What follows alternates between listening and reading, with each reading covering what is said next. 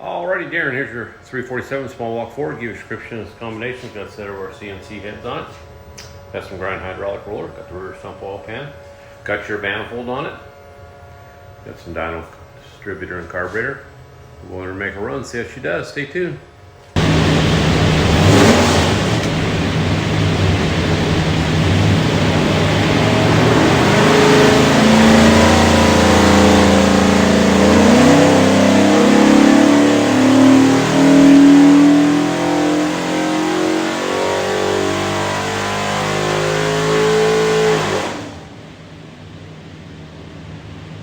Alrighty, 3,600, 397 foot-pounds of torque. Peaks torque 450, real good and flat in there.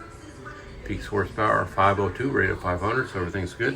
What we'll do now is pull the pipes back, make sure it's good and clean for you, and show you a couple other things. The receiver end, you find this thing looks like a credit card. It's a USB card full of technical information. It's got the dyno video on it, engine build specs, tech stuff, so I highly recommend watch all this. On the engine will be this tag. It'll have an engine number, some other specs.